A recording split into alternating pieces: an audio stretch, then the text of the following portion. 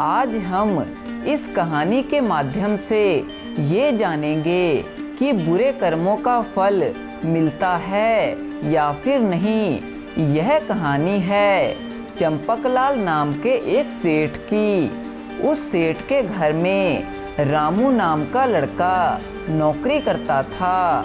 रामू बहुत ही ईमानदार और मेहनती था।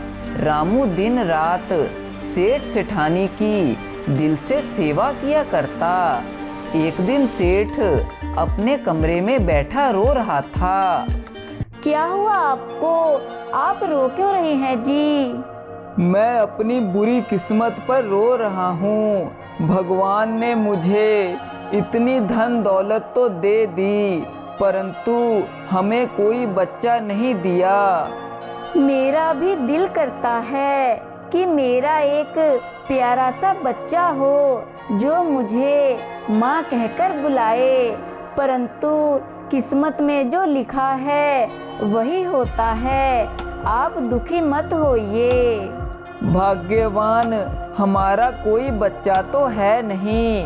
अब हमारी उम्र भी हो रही है, क्यों ना हम अपने व्यापार और जायदाद में आधा हिस्सा रामू के नाम कर दें। आप बिल्कुल सही कह रहे हैं जी। बेचारे गरीब लड़के का कुछ भला हो जाएगा। इस प्रकार सेठ अपने व्यापार और अपनी जायदाद का आधा हिस्सा रामू के नाम कर देता है। कहते हैं ना, किसी गरीब का भला करने से खुद का ही भला होता है। उस दिन के बाद से सेठ का व्यापार दिन दुगनी रात चौगुनी तरक्की करने लगा। कुछ ही महीनों में सेठ करोड़पति बन गया। अब सेठ के मन में भी लालच आ गया था। अरे, उस 3,000 रुपए कमाने वाले नौकर को मैंने करोड़ों रुपए की जायदाद का मालिक बना दिया। अब अगर मैं उससे अपनी जायदाद वापस मांगूंगा तो वह मुझे कभी नहीं लौटाएगा। मुझे उसे रास्ते से हटाना पड़ेगा। तब सेठ पैसों के लालच में आकर एक नर्स से रामू को जहर का टीका लगवा देता है और सेठ रामू के माता पिता को चिट्ठी भेज देता है कि रामू बीमारी के कारण मर गया।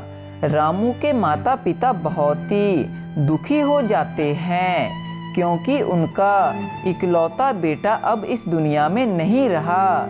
इस प्रकार कुछ महीने बीत जाते हैं। अब सेठ की पत्नी गर्भवती हो जाती है। मैंने तो सुना था बुरे कर्मों का बुरा फल मिलता है, परंतु हमारे साथ तो उल्टा ही हो गया। तुम बिल्कुल सही कह रही हो भाग्यवान।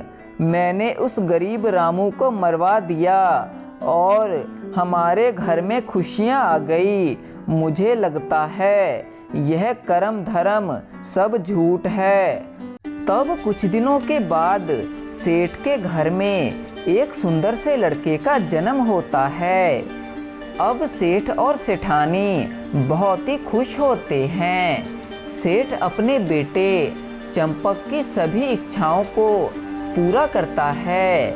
वे लोग चंपक को दुनिया भर की सारी सुख सुविधाएं प्रदान करते हैं। इस तरह 25 साल बीत जाते हैं। सेठ अपने बेटे की शादी बड़े धूमधाम से करता है, परंतु शादी के अगले दिन से ही चंपक बहुत ही बीमार पड़ जाता है।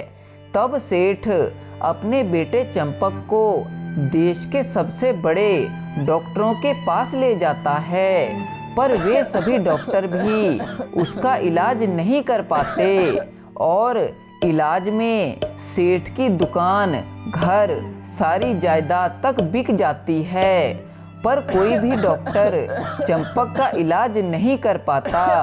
एक दिन सेठ बहुत दुखी था और अपने बेटे की तरफ देख रहा था। तभी सेठ को अपने बेटे में रामू दिखाई देने लगता है। क्यों सेठ जी, पहचाना मुझे? मैं आपका नौकर रामू हूँ, जिसे आपने जहर देकर मरवा दिया था। क्या रामू, तुम कहाँ से आ गए? सेठ जी, आपने मुझे जायदाद की खातिर मरवा दिया था। अगर आप मुझे एक बार कह देते कि मेरी जायदाद वापस कर, तो मैं उसी समय आपको सारी जायदाद लौटा देता। भगवान ने मुझे आपके घर बेटे के रूप में भेजा और मेरे इलाज पर आपके करोड़ों रुपए खर्च हो गए। आपको क्या लगा जो आपने बुरे कर्म किए हैं उनका फल आपको नहीं मिलेगा? भगवान के घर देर है, अंधेर नहीं।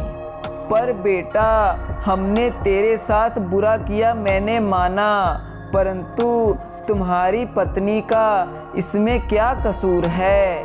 तो उसे इतना कष्ट क्यों मिल रहा है बेटा? सेठ जी, मेरी पत्नी पिछले जन्म में वही है जिसने मुझे जहर का टीका लगाया था, इसीलिए उसको इतने कष्ट मिल रहे हैं। यह कहते ही वह मर जाता है। इस प्रकार सेठ को अपने बुरे कर्मों का फल मिल जाता है। तो दोस्तों, आपने देखा, अगर कोई व्यक्ति बुरा कर्म करता है तो उसे उसका फल अवश्य ही मिलता है। इसीलिए हमें हमेशा अच्छे कर्म करने चाहिए।